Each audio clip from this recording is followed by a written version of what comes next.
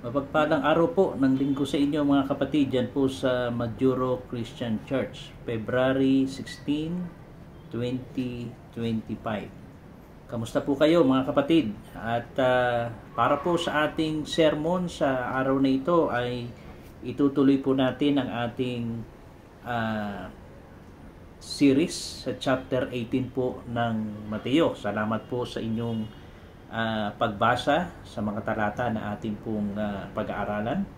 At ilang balik-aral po sa ating Matthew 18, nakita po natin ang pinakatema po rito ay ang saway na ibinibigay ng Panginoon sa kanyang mga anak kung sakali ay matunghayan niya ang mga bagay na sinabi niya dito na dapat nating pag-ingatan at iwasan, no? Na kung wala sa kalagitnaan natin ang mga bagay na ito ay sigurado na ang Panginoon ay gagawa ng paraan upang sawayin niya tayo sa maling ginagawa po natin. Unang nakita natin dito sa chapter 18 sa verses 1 to 14 ay ang pangangailangan po sa kalagitnaan natin ng kababaang loob, ang humility, no? Kapag wala pong humility sa gitna natin, tiyak na ang pagsaway ng Panginoon sa atin ay mararanasan po natin. And then sa ikalawang pagkakataon na binibigyan din niya tayo ng babala, hindi lamang po sa pagpapakumbaba na dapat meron tayo sa ating kalagitnaan. Ang ikalawang makikita natin dito ay ang pangangailangan sa katapatan, no? Sa ating kalagitnaan. Sa verse 15 to 20, dapat maging tapat po tayo sa isa't isa, lalo't higit sa ating Panginoon.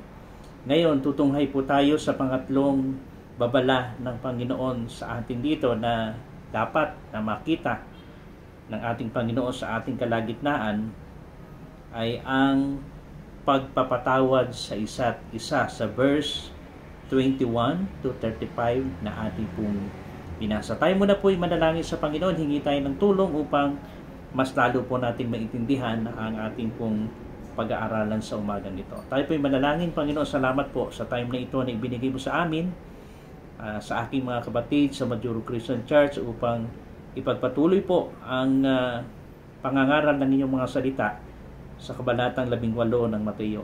Sa tulong at biyaya po ninyo ay umaasa kami sa banal na Espiritu sang nananahan sa amin na tutulong at magtuturo sa amin ng mga katotohanan na inyo pong ituturo sa amin sa araw na ito.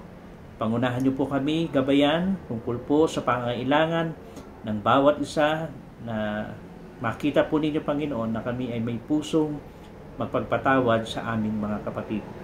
Pagpalain po ninyo at gabayan po ninyo kami sa araw na ito sa pangalan ni Kristo Jesus. Amen. Okay. Kapag nagsimula tayong mamuhay sa isang kapaligiran na may kababaang loob at katapatan, ay kailangan nating makipagsapalaran at asahan natin ang ilang mga panganib na siyang mararanasan natin. No? At alam natin, hindi po ganoon kadali na magpakita tayo ng kababaang loob o ang katapatan natin sa Panginoon at sa isa't isa. Meron tayong mga dapat isakripisyo sa ating mga sarili. At naniniwala ko na kung ang dalawang ito ay magtutulungan, ito po ay magbubunga ng isang pusong mapagpatawad. Ano po? Kaya napakahalaga po ng tatlong ito.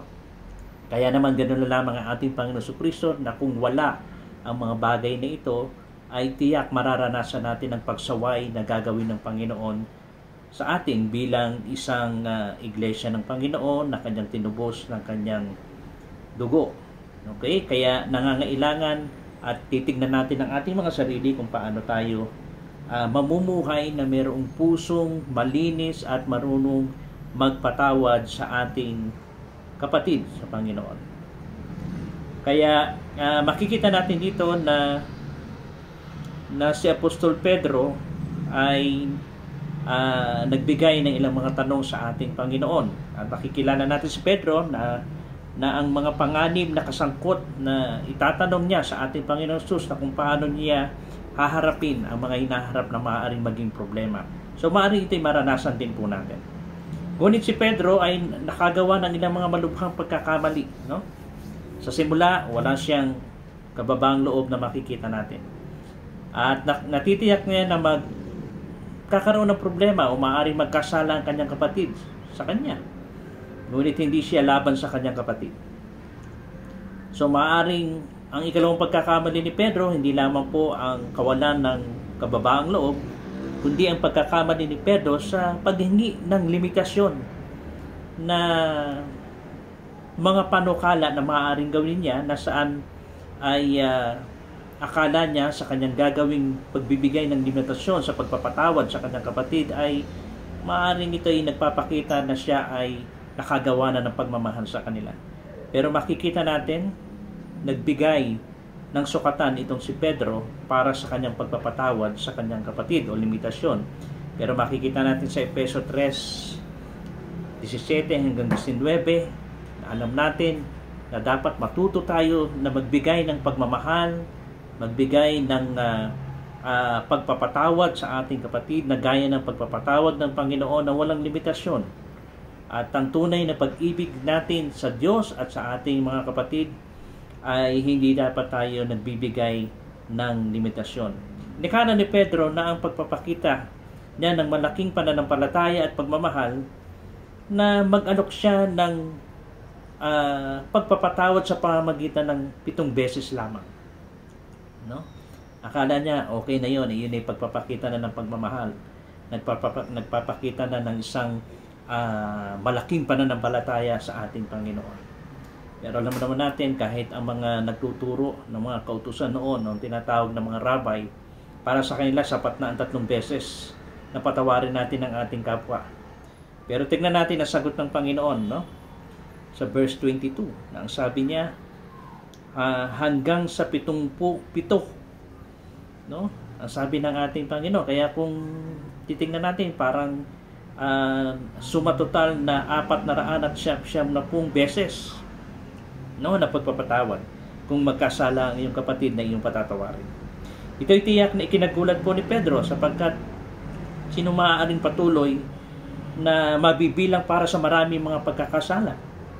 Ngunit iyon ay mismo ang puntong sinabi ng ating Panginoon Jesus na ang pag-ibig ay hindi nag-iingat ng anumang mga kamalian. 1 Corinthians 13:5. Minsan gawin natin talaga yun, ano?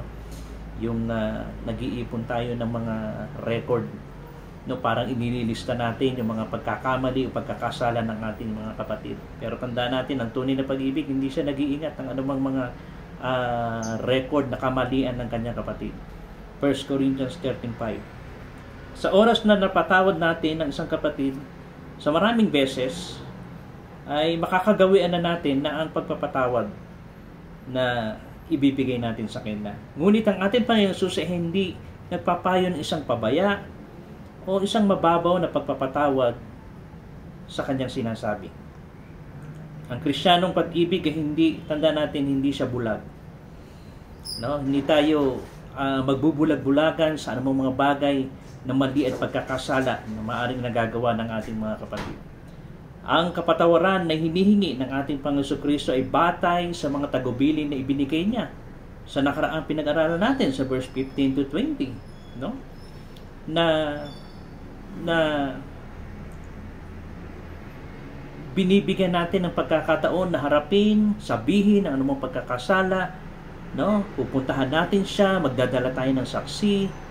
Kapag hindi naniwala, dalhin mo natin ang mga leader ng church, ipaalam sa buong iglesia, and then magpapataw tayo na talagang disiplina ng iglesia hinggil sa mga kasalanan na nagawa ng isang kapatid. At dumadating pa nga sa punto na talagang itinatakbilan natin siya at kinikilala na siya ay hindi nating kapatid sa Panginoon. Okay, nakita natin yan sa verse 15 to 20.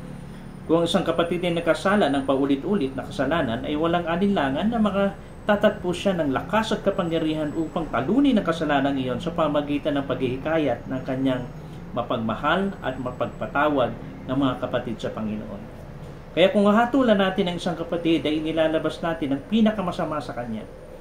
Ngunit kung lumilikha tayo ng isang kapaligiran na pagmamahal at pagpapatawad, ay matutulungan natin maipakita kung ano ang ninanais ng Panginoon para sa kanyang kaluwalhatian.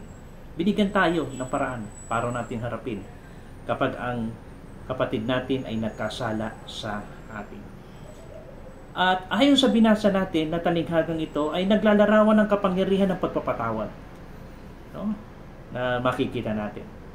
Mahalagang tandaan natin ang talinghagang ito ay hindi tungkol sa kaligtasan dahil ang kaligtasan ay buong biyaya at walang kondisyon na ibinigay ng Panginoon sa atin. Ang gawing pangsamantalang bagay ang pagpapatawad ng Diyos ay ang paglabag sa mismong katotohanan ng kasulatan. Tandaan natin sa Roma 5:8, no, ipinagtagubilin niya ang kanyang pag-ibig sa atin nung tayo mga makasalanan pa. No, ganun ang pagtingin natin na kung paano sa pagpapatawad ng Diyos sa atin na ibinigay niya ang kanyang sarili. Nung time na talagang tayo nagkasala, ibinigay niya ang lahat para sa ating kasalanan. Kaya ang mababasa natin talinghagang ito, no, mula sa talatang 23 hanggang sa wakas ng mga talata na makikita natin. No? Hindi ito nagpapakita sa isang nagpapatawad na isang makasalanan na walang kaligtasan, kundi ito ay pagpapakita ng pagpapatawad natin mismo sa ating kapatid sa Panginoon. No? Tumatalakay sa pagpapatawad sa pagitan ng magkapatid at hindi sa pagitan ng mga nawawalang makasalanan at ng Diyos. So ang diin sa kabanatang ito ay kapatid. No? Maging mapagpatawad tayo sa ating kapatid. At malinaw sa verse 15 to 21 na nagkasala ang ating kapatid sa Panginoon. Kaya ang pangunahing tauhan sa talinghagang ito ay dumaan siya sa 3 yugto ng kanyang karanasan sa pagpapatawad. Tignan natin at silipin natin yung 3 yugto na ito, no, na makikita natin. Sa taong na dapat ay magpatawad, no, ano yung kanyang kalagayan sa harapan ng Panginoon? Kung paanong inaasahan ng Panginoon siya ay maging mapagpatawad sa kanyang kapatid. Kung makikita natin sa verse 23 to 27, na ang lalaking alipin ito ay siya rin mismo na may utang sa kanyang Panginoon. Ibig sabihin, may nagawa siyang kasalanan din. No? Ang lalaking ito na nakaranas ng pagpapatawad at inaasahan ng Panginoon na magpatawad siya. Kaya number 1, makikita natin ay he was a debtor. Isa rin siyang may utang sa ating Panginoon sa verse 23 to 27. So ang taong ito ay masasabi natin nagnakaw sa pondo mula sa hari at nang suriin na i-audit ang aklat ay natuklasan ng kanyang krimen, kanyang maling ginawa. So ang kabuuang buwis ng Palestina ay humihigit kumulang sa 800 talento sa isang taon. Kaya makikita mo kung gaano na hindi tapat ang taong ito. So kung itutumbas natin sa currency natin ngayon ito'y malamang nakatumbas na higit sa 500,000 dolyar hanggang 1 milyong dolyar. No? Ang equivalent dito. Pero iniisip talaga ng lalaking ito na makakaahon siya sa utang at sinabi niya sa hari na kung may sapat na panahon, maaari niyang bayaran ang mga utang niya na ito sa verse 26. May makikita tayong 2 kasalanan ng lalaking ito. Una, pagmamataas. Ikalawa, kawalan ng taus-pusong pagsisisi sa kanyang ginawa. Hindi nahihiya ang lalaki dahil ninakaw niya ang pera. Nahihiya siya dahil nahuli siya sa kanyang pagkakasala. At talagang naisip niya na siya ay may sapat at malaking panahon upang kumita ng pera upang mabayaran ang kanyang pagkakautang sa hari. So sa ekonomiya noong araw na iyon, ang isang tao ay kailangang magtrabaho ng 20 taon upang kumita ng 1 talento. So kung tutuusin natin sapagkat 100 taong talento ang kanyang utang, so nangangailangang mabuhay siya 2,000 taon na magtatrabaho siya para lamang mabayaran ang 100 talentong ito na kanyang pinagkautang. So makikita natin na ang kanyang kaso ay walang pag-asa maliban na lamang sa isang bagay. No? Kaya makita natin naging mayabang lalaking ito. Isang bagay na lamang na maaaring maligtas o masasabi nating mapawalang sala ang nagkautang na ito sa hari. Makikita natin sa verse 27, ang hari ay isang taong mahabagin. Isang taong mahabagin sa verse 27. Ipinilagay ng hari na mawala na lamang at patawarin ng alipin. So, nangangahulugan ito na ang lalaki ay maging malaya na siya at ang kanyang pamilya ay hindi na itatapon sa bilangguan na may utang. At ang alipin ay hindi karapat-dapat sa kapatawaran na ito. No? Ito ay purong gawa ng pagmamahal at awa sa bahagi ng kanyang amo. Okay? Sa kabila ng kanyang pagmamataas, sa kabila ng kanyang walang buong pusong pagsisisi, pero makikita natin na pawalang sana siya dahil ang kanyang hari, ang kanyang pinagkakautangan ay isang haring mahabagin. Na nakita natin ayon sa salita ng Panginoon. Naalala ko tuloy itong Ephesians 2, 1-5. No? Ito ang karanasan ng kaligtasan natin bilang makasalanan sa harapan ng Diyos. Napakagandang basahin po ito, Ephesians chapter 2, 1-5. No?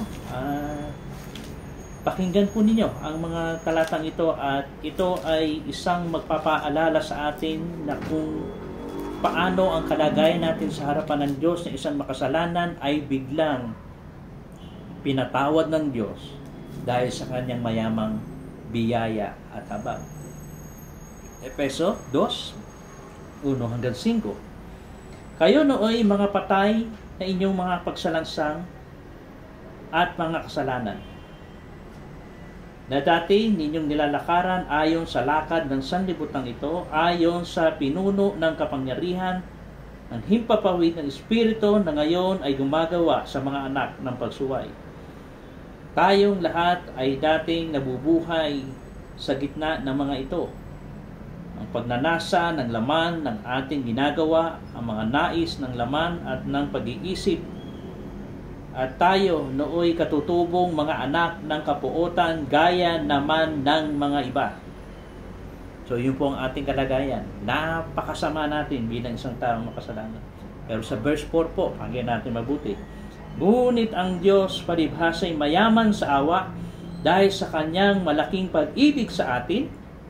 Verse 5. Maging noong tayo ay mga patay, sa pamagitan ng ating mga pagsuway, binuhay niya tayo kay Kristo, sa pamagitan ng biyaya kayo'y naligtas. Ang ganda po, no? Yun ang kalagayan natin.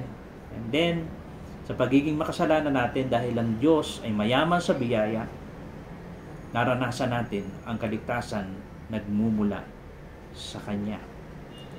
Okay? Kaya napakagandang aral na ipinakita ng Panginoon sa atin dito sa kaligtasang natamo natin sa Kanya. Kaya number 1, ang lalaking alipin na ito, siya rin mismo ay meron ding utang sa hari. Pero naranasan niya ang pagpapatawad, paglaya na ibinigay ng isang haring mahabagin. Ikalawa, ay siya ay isang pinagkakautangan din. No? Siya yung alipin na may utang sa Panginoon, naranasan ng pagpapatawad at paglaya na ibinigay ng isang haring mahabagin. Ngunit ang alipin ito ay mayroon ding mga kapwa alipin na may utang sa kanya. So he was a creditor na makikita natin. Verse 28-30. Ang alipin ay umalis sa harapan ng hari, and then natagpuan ng isang kapwa alipin na may utang sa kanya ng 100 denaryo. Ang karaniwang manggagawa ay kumikita ng 100 denaryo sa isang araw. So ito ay 100 kita ng isang laborer. Kaya ang utang na ito ay hindi gaanong mahalaga kumpara sa kung ano ang iniutang ng alipin sa hari na pinatawad at pinalaya. No? Sa halip na ibinahagi sa kanyang kaibigan sa halip na ibahagi sa kanyang kaibigan ng kagalakan ng sariling pagpapahayag na naranasan niya, no, sa hari na kanyang pinag-uutangan, ang alipin ay minaltrato at ang kanyang kaibigan ay hiniling na bayaran niya ang kanyang utang. No? Pero ginamit ng may utang na ito sa kapwa alipin ang parehong paraan na tulad ng alipin sa verse 29. No? Ginaya niya ang parehas na sinabi niya sa kanyang mahal na hari na pinakakautangan. Ang sabi naman ng alipin ito, sa alipin din, pagtiyagaan mo ako at babayaran ko sa iyo ang lahat na ito. Ngunit, ang di makatarong alipin ay ayaw ibigay sa iba ang gusto niyang ibigay sa iba sa kanya. So marahil may legal siyang karapatan na itapon ng lalaki sa bilangguan, ngunit wala siyang karapatang moral na makikita natin. Siya'y pinatawad sa kanyang sarili. Hindi ba dapat lamang na patawarin niya ang kanyang kapwa alipin? No? Naranasan yun. Siya at ang kanyang pamilya ay naligtas sa kahiyan at pagdurusa sa bilangguan, hindi ba niya dapat iligtas din ang kanyang kaibigan sa kanyang pagkakautang? So makikita natin na baliktad ang nangyari sa kapwang alipin ito. Kaya sa pangatlong pagkakataon, sa pangatlong yugto na makikita natin, siya ay naging isang bilanggo, no? Dahil sa kanyang sarili. So ito yung pangatlong makikita natin. No? Una na nakita natin ay siya'y may utang, ang alipin ito. Isa siyang debtor, and then siya'y pinagkakautangan. He was a creditor. And thirdly, siya ay naging bilanggo. So he became a prisoner sa verse 31 to 34. Ang hari ay sa orihinal ay nagligtas sa kanya mula sa bilangguan, ngunit ang alipin ay ibinalik ang kanyang sarili na nararapat sa kanya. Ginamit ng alipin ang katarungan at inihagis ang kanyang kaibigan sa bilangguan. So gusto mong mamuhay sa ustisya, no? Madalas na nadidig natin na katwiran ng karamihan na kailangan natin ng justice. So tanong ng hari, no? Kung magkagayoy, magkakaroon ka ng katarungan. Okay? Itapon ang masamang alipin at pahirapan siya at gagawin ko sa kanya ang ginawa niya sa iba. No? Yung alipin ito na sa halip na magpatawad, hindi nagpatawad. No? Mahanap ng mustisya dahil hindi siya binabayaran. So ganun ang ginawa ng hari sa kanya. Kailangan mo ng hustisya. Ibabalik ko ang hustisya na hinihingi mo. Dahil napakasama mo. No? Walang mungkawi na ang buong pamilya ay nasintensyahan.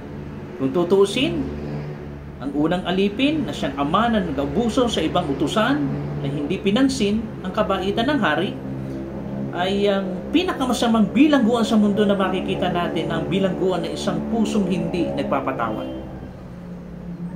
Kung tumanggi tayo magpatawad sa iba, kung gayon, ibinilanggo lamang natin ang ating sarili at nagiging sanhi ng ating sariling pagpapahirap. Totoo po yun.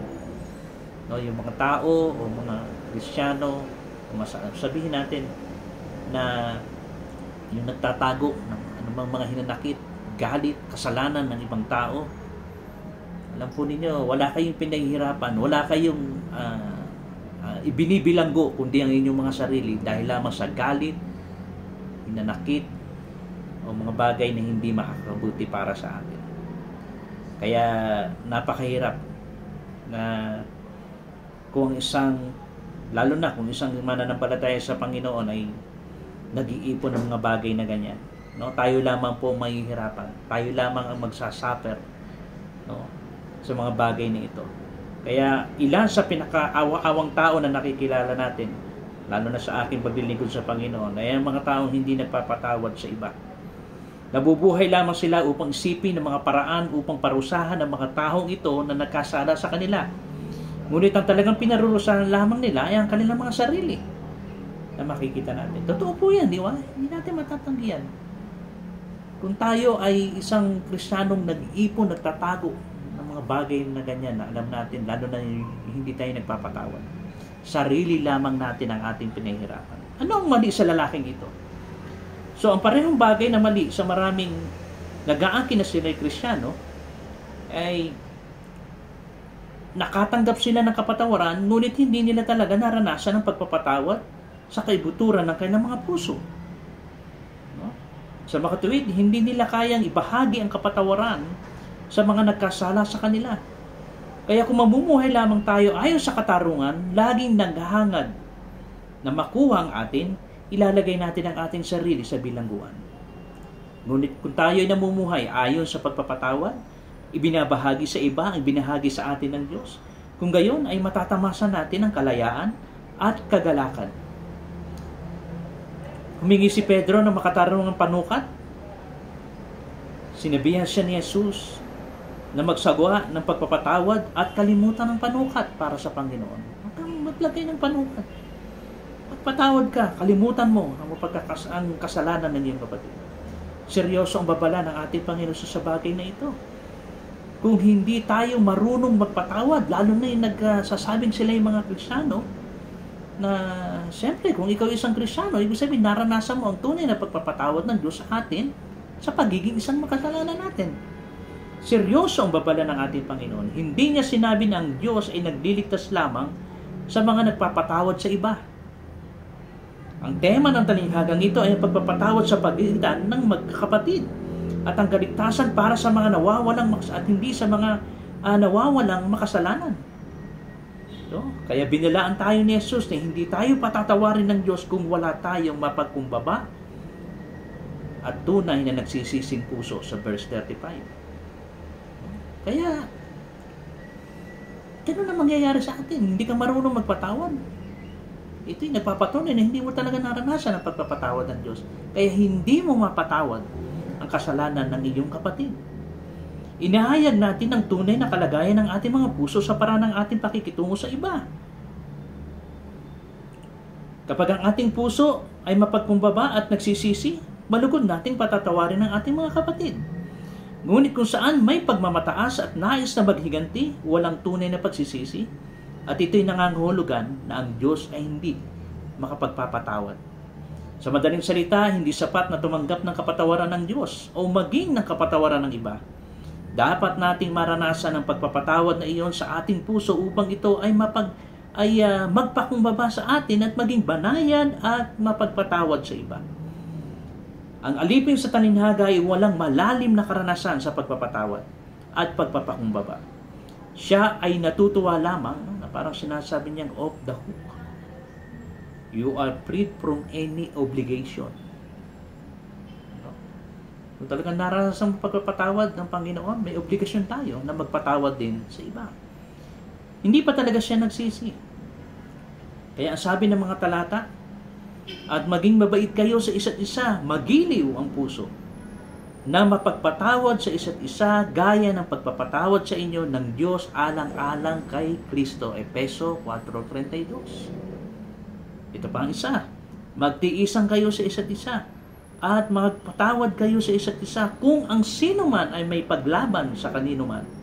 Kung paanong pinatawad kayo ni Kristo, gayon din naman ang gawin ninyo. Colosas 3:13. Simple ang mensahe ng Panginoon. Tunay ba na naranasan mo ang pagpapatawad ng Diyos? Magpatawad ka. Gaya ng pagpapatawad ng ating Panginoon Jesucristo sa ating mga kasalanan. So, ito po'y babala ng Panginoon sa atin. Kung gusto natin magkaroon tayo sa kalagitnaan natin ng isang masasabi natin na mapayapa, may pagkakaisa sa kalagitnaan natin mga kapatid, lalo na sa Mature Christian Church, panatilihin natin na tayo ay maging mapagkumbaba. Maging tapat tayo sa Panginoon at sa isa't isa. At thirdly, matuto tayong magpatawad sa ating kapwa kapatid sa Panginoon. Umaasa tayo na kung meron tayo ng mga bagay na ito, magiging payapa, panatag ang pagsasamahan, may pagkakaisa tayo sa pangalan ni Kristo. Ngunit, kung ang tatlong ito ay nawawala sa kalagitnaan natin, asahan po natin bilang isang magkakapatid sa Panginoon o ang tinatawag na iglesia ng ating Panginoon Kristo na pinagbuhusan niya ng kanyang dugo, na kanyang iniligtas, darating ang saway ng Panginoon sa kalagitnaan natin. Sana hindi natin maranasan, no? Ang saway ng Panginoon kung mawawala ang tatlong ito. Dalangin ko na mapanatili natin, no? Maging mapagkumbaba tayo, maging tapat tayo sa isa't isa, sa ating Panginoon, At tandaan natin, magbubunga ito ng isang pusong laging nagpapatawad sa ating kapatid sa Panginoon. Hindi tayo maglalagay ng mga limitasyon. No? Tuturuan tayo ng Panginoon na mabuhay, na may pagkakaisa at sama-sama na may kapayapaan sa kalagitnaan natin. Purihin natin ang Panginoon sa kanyang mga salita at patuloy na mga kapatid, magdalangin tayo sa isa't isa. No, na mamuhay tayo na ayon sa kanyang kalooban at tinanais upang ang gawain po ng Majuro Christian Church ay patuloy na maging makita natin ang pagkakaisa, kapayapaan at pagmamahalan bilang magkakapatid sa Panginoon. Tandaan po ninyo, sa pagkukulang natin o may pagkakasalang nangyayari sa ating kalagitnaan, kung walang pagpapakumbaba, katapatan, pagpapatawad sa isa't isa, asahan po ninyo ang saway ng Panginoon ay darating sa ating kalagitnaan. Patuloy po tayong pagpalain ng Panginoon at patuloy po tayong magdalangin sa Panginoon. Nawa ay patuloy tayong lumago sa ating pananampalataya sa Kanya at sumunod tayo sa Kanyang mga kalooban sa ating buhay. Tayo po'y madalangin. Panginoon, salamat po sa inyong mga salita. Nawa po ang itinuro mo sa amin na magkaroon kami ng pusong mapagpatawad sa aming kapatid. Alam po namin, Panginoon, na hindi ito magiging mahirap sapagkat kung naranasan namin ang pagpapatawad na ibinigay mo sa amin bilang nagkasala sa iyo. Patawarin niyo po kami, Panginoon, kung kami pinasumpungan po ninyo na nahihirapang magpatawad sa mga nagkasala sa amin. Patuloy na ipadama mo at ituro sa amin kung gaano mo kami pinatawad. Ganon din namin patawarin ang aming kapatid sa Panginoon. Panatilihin po ninyo ang kapayapaan at pagkakaisa na inyong gawain sa Majuro Christian Church. Kayo patuloy na mabigyan namin ng kaluwalhatian.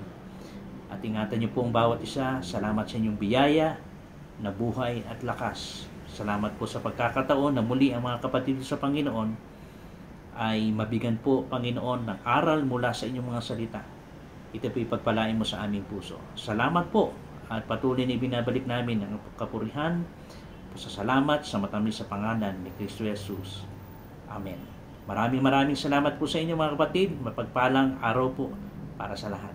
Salamat po.